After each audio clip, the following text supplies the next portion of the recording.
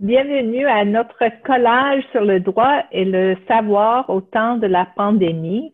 Welcome to our collage, Law and Learning in the Time of Pandemic. As an introduction to the collection, a quite remarkable collection in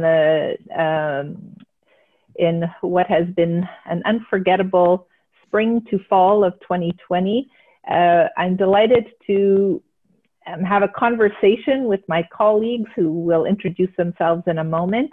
The three of us have worked hard to invite colleagues in law teaching across Canada to participate by sending in reflections on the pandemic and our roles and responsibilities as teachers of law, and then have been delighted with the response to the call with 37 contributions and 41 contributors, and are happy to launch the entire collage in the fall of the academic year 2020 to 2021.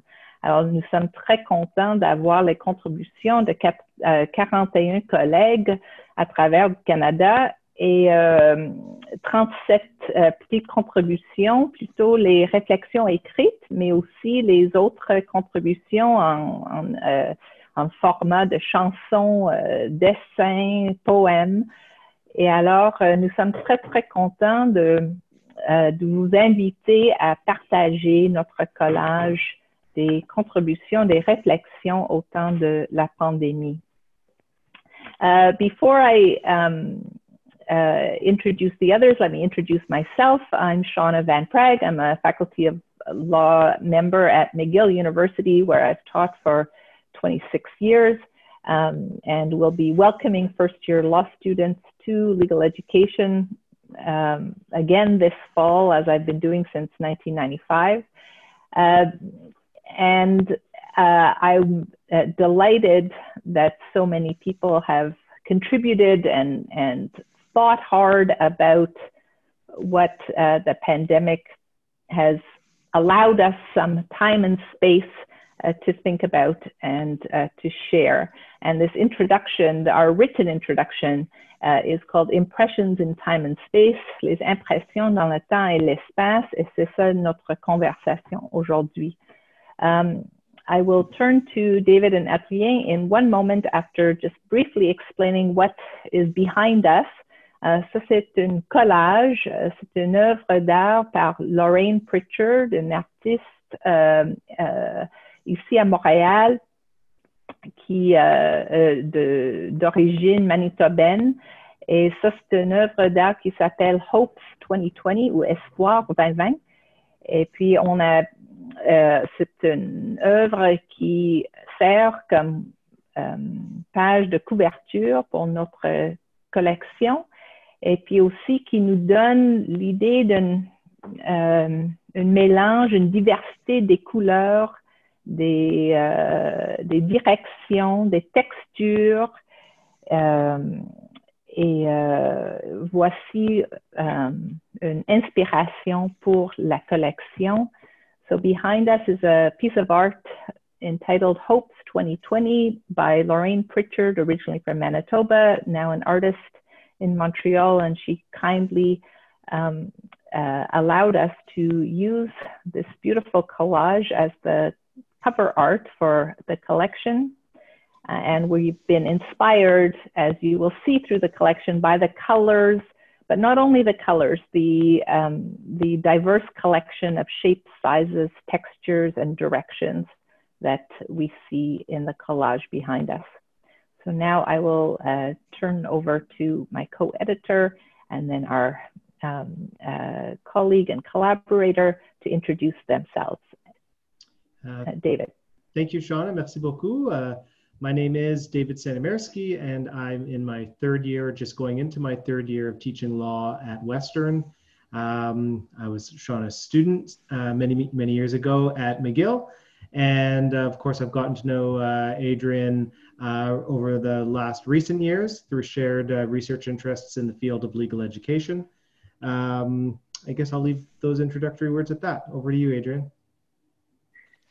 Merci Shauna, merci David. Donc je suis Adrien Habermacher, j'ai rejoint le corps professoral de la faculté de Moncton il y a tout juste un an, au début de l'automne 2019. Donc ça a été à la fois ma première année d'enseignement à temps plein et l'année que nous avons tous vécue mémorable pour d'autres raisons. Et j'ai eu le plaisir de travailler et d'avoir le mentorat de David et de Shauna au cours de mes études doctorales à McGill et sur mon comité d'examination, mon jury de thèse également.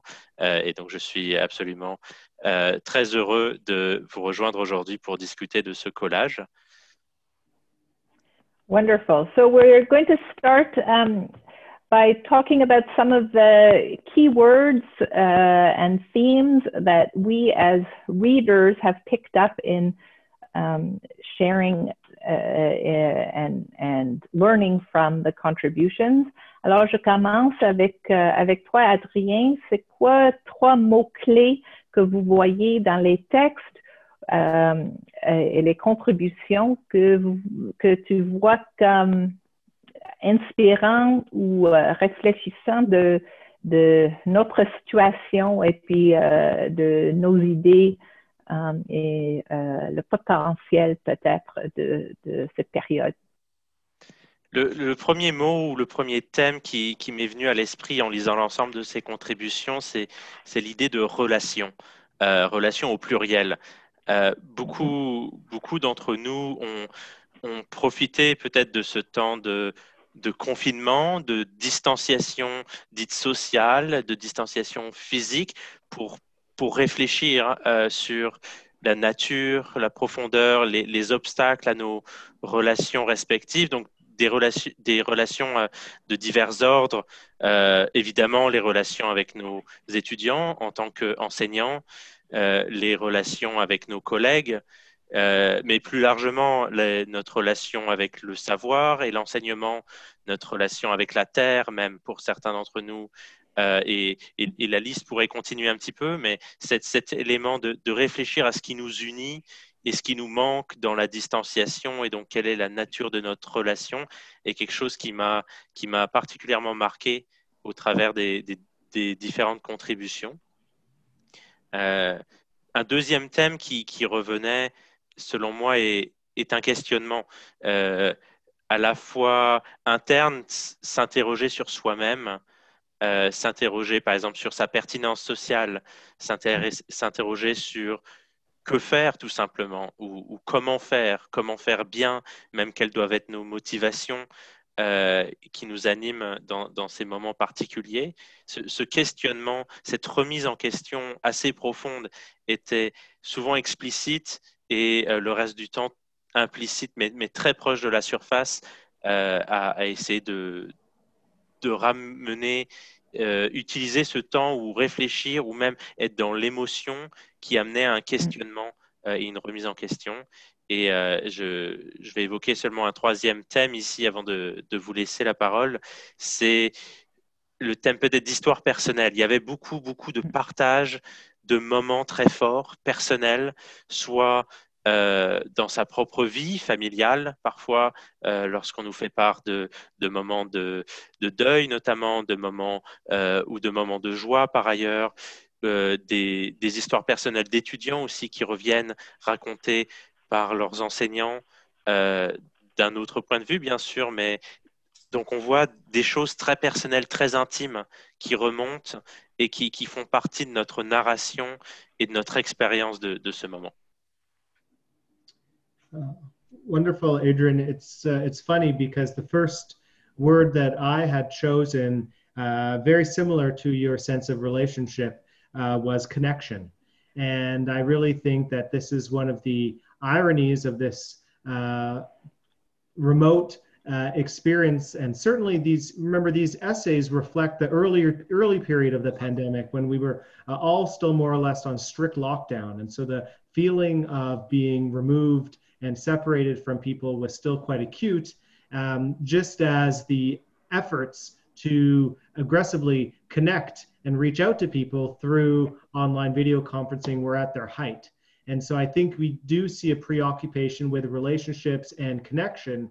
And I particularly saw that in the context of learning, right? You see a lot of people saying, the most important thing I can do right now with my students is to connect. So we see a little bit of the, the priority given to substantive or content-based education start to fade in favor of explicit attempts to connect with students. And so I think this is a really interesting theme to be on the lookout for. And certainly as many of us move towards remote teaching in the fall, and we're starting to think about the relative importance of things like relationship and connection on the one hand, and content delivery on the other hand, I think these essays can spur some of that reflection, because I think you see reflected in these essays, in these early moments of reckoning, suddenly it's almost as if there's this eureka about the importance of connection and relationship.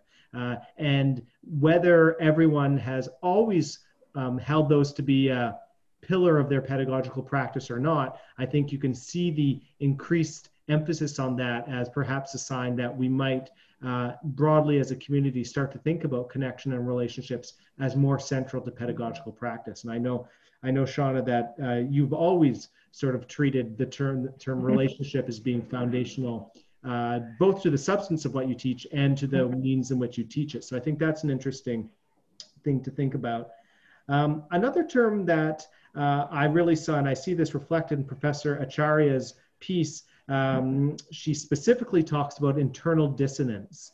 And I think this is implicit in many of the essays that we see, this the sense that there's two things going on simultaneously. Remoteness and proximity are happening simultaneously. The desire to share personal information, like you say, Adrien, on the one hand, and yet on the other hand, retreat into a more technical or substantive mode in order to perhaps push away the outside world. We see that theme as well. So I personally think that the internal dissonance that we experience intellectually is a longstanding feature of the state of being a legal thinker in Canada. And I think this moment of disruption brought that to the fore. So I think that's a term I would like us to all interrogate our own dissonance that we may experience. And I think we can anticipate some dissonance moving forward as our social, political, and public health conditions are rapidly changing. So I think that's another contribution. And finally, a theme that really came out for me is vulnerability or precariousness. And I think we see a number of contributions, both explicitly sharing experiences of personal vulnerability. People felt emotionally and physically vulnerable, but also a precariousness, a professional precariousness, and on behalf of some of our contributors as well. And a reminder that our students are even more precarious in the sense that they haven't even entered the labor market in one sense. And so all of the anxieties and uncertainties that are the natural state of being a law student were really exacerbated at that moment. And keep in mind, when most of these were written, April and May, a lot of decisions still hadn't been made for students about their summer positions, about their positions after graduate studies. For some of our contributing professors who are teaching on a sessional basis, they wouldn't have known what their employment situation would have been for the coming months. And certainly, as we saw reflected in all of the financial packages that the government provided, so much of society was confronting with sudden, immediate precariousness, economic precariousness that they weren't experiencing. And so I think, final lesson or legacy perhaps of that early moment of the pandemic for legal education might be a greater appreciation of the precariousness under which we all operate, and perhaps an empathy and shared compassion for that as well. I think the disadvantage of coming third is that I'm running out of keywords and themes because Adrien and David have beautifully actually touched on some of these strong and shared ideas and provocations and threads that tie together the contributions. I think so. I will add three into the mix. One relates to or comes from our relationship with students. The second comes in the concrete context in which we work, and the third is more individual. So the first word is trust, and this I think came across in a number of the contributions, a deep respect for the trust given to us by our students, and the obligation to meet that trust, to really, and I think both Adrien and David have talked about this, but it was quite striking to see it in so many contributions, this sense of a duty to respond to our students in the at the highest level, really thinking through their interests, their needs, their willingness to participate, their desire to keep learning in hard and challenging ways, and as I say, the realization of how important we are in their lives, and of course how important they are in ours. The second, and I think it picks up on the relations and the communities, is the notion of collaboration and involvement, engagement, not only in our teaching, but also in how our own faculties of law are run. So a real thread that comes through in many contributions about governance, about participation in governance, about the transparency of governance and the importance of that. Et puis l'autre, évidemment, l'autre arène où la collaboration, la coopération, les équipes sont importants, c'est en recherche. Et ça, c'est très intéressant aussi, comment on voit que nos vies comme chercheurs est quelque chose partagé avec nos collègues, avec les autres, avec nos étudiants, avec les collègues hors de la discipline de droit, mais surtout avec nos collègues en droit. Et alors, ça veut dire que les projets de recherche, c'est pas quelque chose qu'on fait en solitude, c'est quelque chose qu'on fait en collaboration avec les autres, avec nos collègues, nos voisins, si on veut, en droit.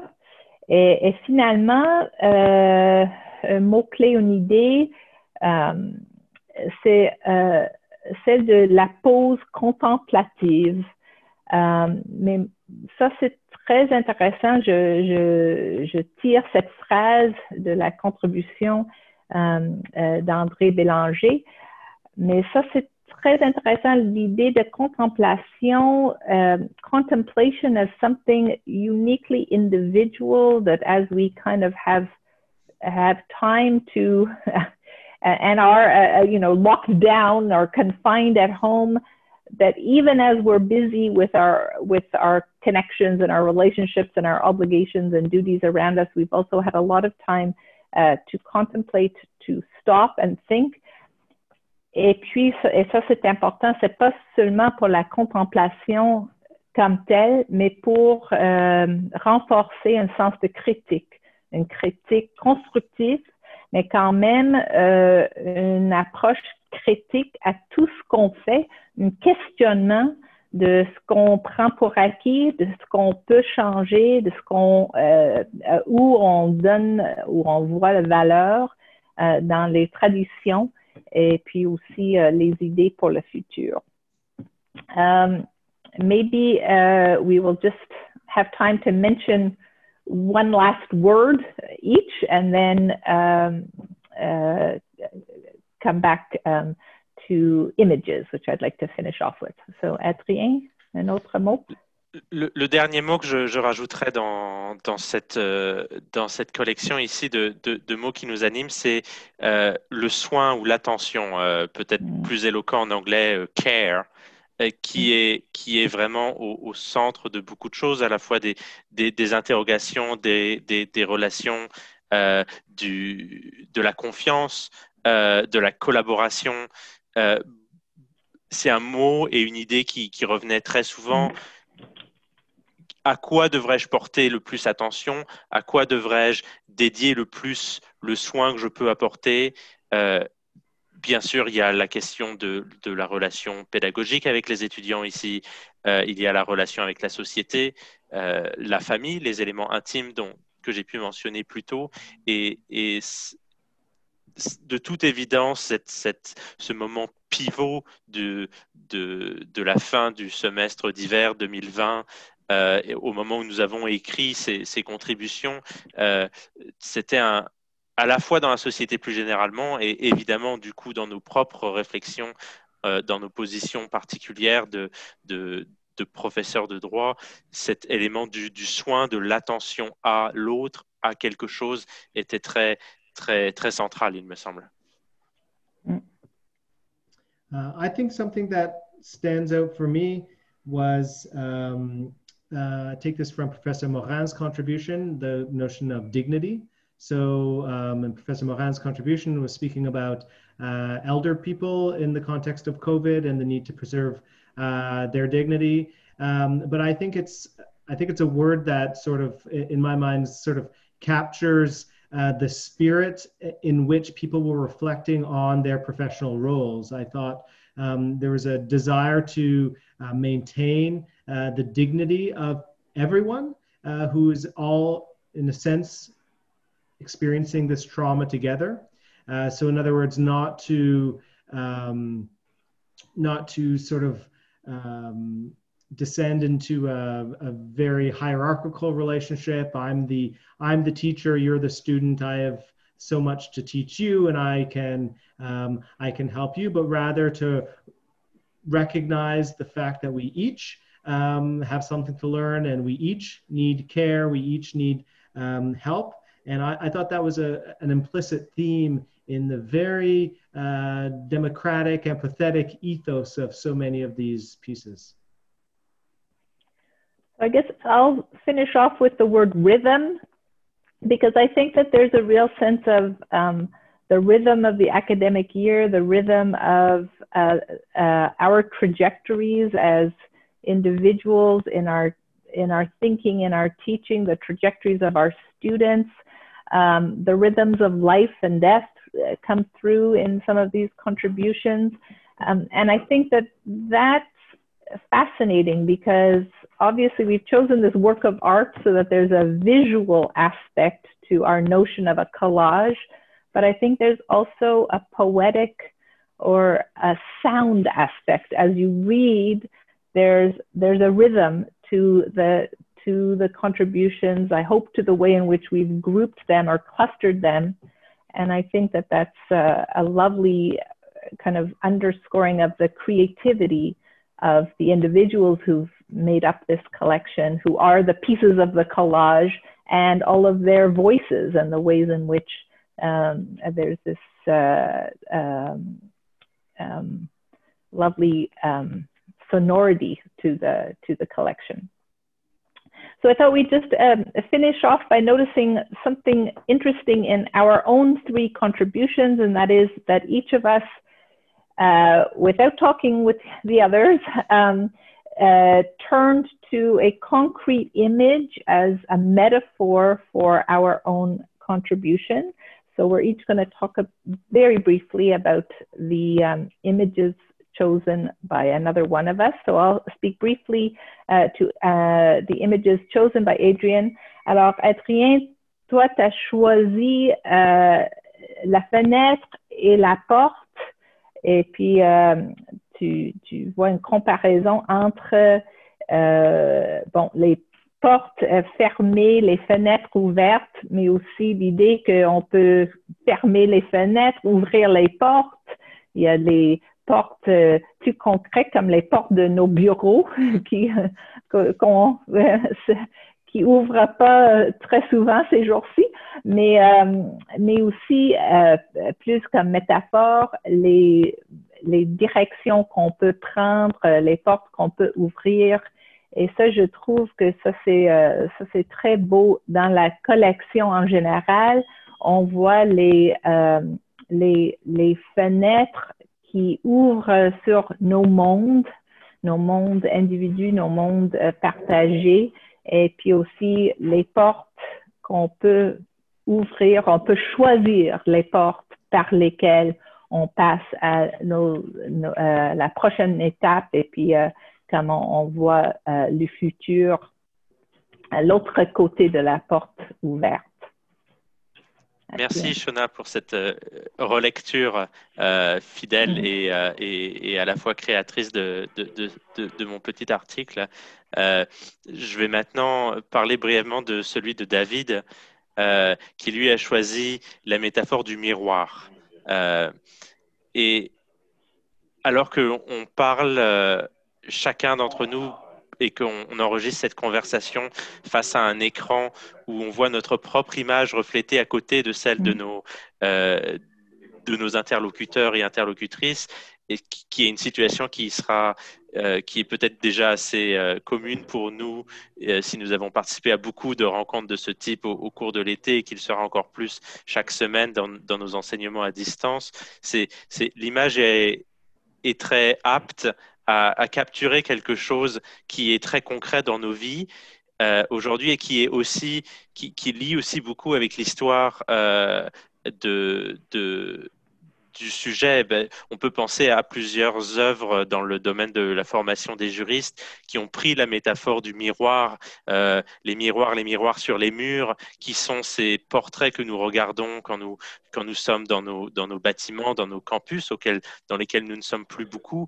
Il y a un lien entre ça et les miroirs que David évoque, qui sont ceux de son propre questionnement. Ces questions multiples sur tant d'aspects, des choses qu'on a pu évoquer jusqu'à présent, à la fois la relation pédagogique, la relation à l'autre, la relation à soi et sa pertinence sociale, l'apport. Et donc cet article est assez intéressant en se plaçant dans une galerie de miroirs où chaque miroir est une question différente, mais où l'auteur construit le sens en même temps que l'objet dans lequel il regarde, où il se regarde, et il regarde lui avec le fond qui est derrière le fond visuel qui s'ajoute et qui construit aussi ce sens, selon moi. Et donc j'ai trouvé cette métaphore très très riche, à la fois dans la façon dont tu l'as présentée, David, et pour ce qu'elle est capable d'évoquer pour chacun d'entre nous, à la fois dans le domaine de la formation des juristes, mais plus largement dans notre relation technologique et notre relation à nos propres insécurités ou questionnements personnels. Oh, thank you, Adrien. I feel like I learned a lot about my own contribution in your comments there. And I'll be rewatching this I'll be replaying this to get even more out of it, but thank you. So Shauna writes eloquently about a speed bump that she observes being completed outside her window, and then she watches as the speed bump becomes a playground for the many children who live in her neighborhood, no longer able to play in their formal playgrounds, which have been taped off. They've come onto the street, and they've created a place of play on this piece of infrastructure that the city has just finished building. I think that the speed bump metaphor is a very interesting metaphor to think about many features of our own relationship to the profession of teaching and learning, and also some of the bouleversement that we've all experienced socially as a result of this pandemic. So the speed bump, formally is a piece of infrastructure which tells us to slow down. It presupposes that we're going somewhere, presupposes that we might be inclined to try to get there a little bit too quickly. And it alerts us to the fact that the place where we are right at that moment of the speed bump is a neighborhood, is a place where safety matters, and is a place that is not just an intermediary between A and B, but it is a place in and of itself. And so I think that moment of pause when the children are playing on that speed bump really really emphasizes the fact that that location in the street is a moment to dwell upon and to appreciate as its own moment, and not simply as a way station between A and B. And I think very much when we think about learning, we can so often feel that, you know, our goal is to get to the end of the course and to teach you all the content you need to know in order to move on to your upper years, or perhaps more broadly, I just need to get through this course in order to get my law degree so I can get my job, so I can get on with my life. I think there's all sorts of ways in which we think about the endpoint and simply think about trying to get to that endpoint as quickly as we can. And I think the speed bump reminds us that that is, I think, anathema to the essential enterprise of learning. Learning is about the moment, dwelling on the speed bump, the moment in the classroom where we learn, where we question, where we pause, where we critique, where we perhaps even move backwards. The speed bump is at once a sign of progress and an indication that the pursuit of progress has to be qualified. And I think that very much, I think, captures some things that some of us try to do in our classrooms sometime and can certainly help think about. And finally, the idea that the speed bump, this piece of civic infrastructure, has been reinterpreted into a place of play is a wonderful reminder for us as jurists when we're thinking about the primary goal of government instruments and the ancillary or otherwise imagined manifestations of these instruments of governance. We can't always predict how something will be used, how something will be interpreted, and how something will be lived. And I think that is another theme that many of us have explored in our teaching and in our learning with some of our great teachers. So I thought I would just take a moment to close off, to invite you to dip in and out, you the viewer, to dip in and out of these vignettes that we have. They're relatively short. The style, the rhythm, as Shauna has mentioned, is quite variable and amenable to leisurely reading, to enjoyable reading. It can function a little bit of an escape from what is no doubt going to be a stressful and high-pitched return to term for everyone as well.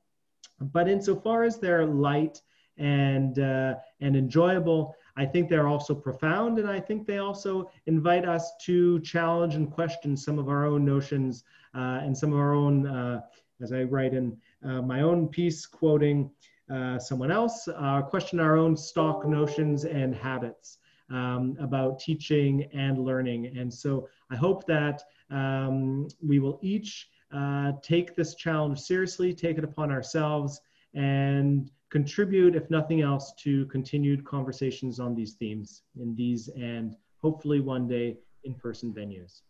Right. Wonderful. Thank you very much. Merci. And enjoy. Merci beaucoup.